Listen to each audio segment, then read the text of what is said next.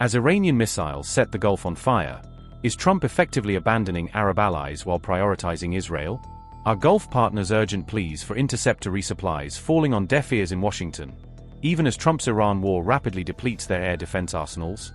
Are U.S. officials stonewalling Arab requests to replenish interceptors, insisting our troops first while allies are forced to choose which missiles to shoot down?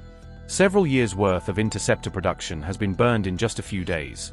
So are Gulf states now on their own in this Iran war? Amid the ongoing Middle East conflict, Gulf countries have told Washington they are running dangerously short on missile interceptors to shoot down Iranian missiles and drones. This development was reported by CBS News on March 11th, which cited U.S. sources familiar with the discussions. According to those reports, U.S. allies in the Gulf have asked Washington to expedite new interceptor supplies to replenish their rapidly depleting stocks. Notably, the White House has acknowledged being aware of the shortage and has discussed the issue internally, according to accounts given to CBS News. U.S. War Secretary Pete Hegseth was also pressed on the interceptor shortage and on whether the United States is prepared to help Gulf allies restock their defenses. Hegseth indicated that the U.S. would assist allies with resupply if necessary, while stressing that American forces and their own munitions needs would be prioritized first. Where we can help allies, we will, ensuring that our forces are taken care of first, Hegseth said in response to questions about the reported shortages. Gulf partners were told that Washington was creating a task force to secure and deliver new interceptor supplies to them, according to reports. However, Gulf countries have reportedly complained that these promised efforts were not moving as quickly as they needed, given the tempo of Iranian attacks. Middle East Eye reported that the request of at least one Gulf state, which had come under Iranian attack, was effectively brushed off or stonewalled by the Trump administration.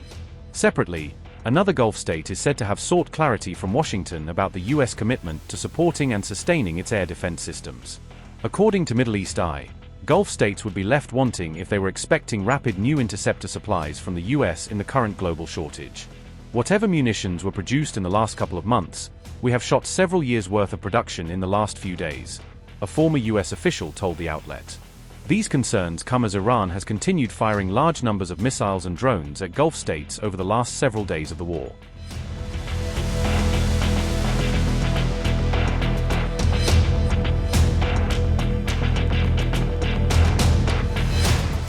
A strike on an apartment building in Bahrain killed a woman overnight, Bahrain's Interior Ministry said in its latest statement. Bahrain's Defense Ministry said on March 11th that its air defenses have intercepted 106 missiles and 177 drones launched toward the kingdom since February 28.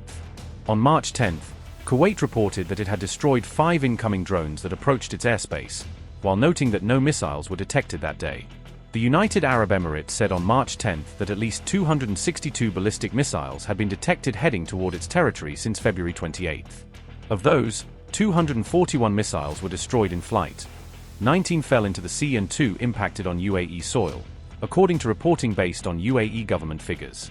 The UAE currently operates THAAD ballistic missile defense batteries and Patriot PAC-3 missile systems as part of its layered air defense.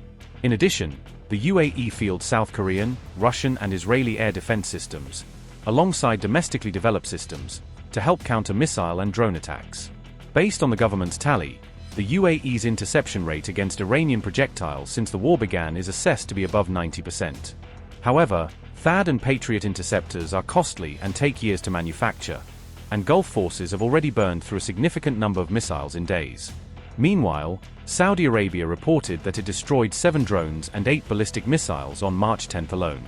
Qatar said it intercepted 5 missiles on March 10, and a day earlier on March 9 it intercepted 17 missiles and 6 drones targeting its territory.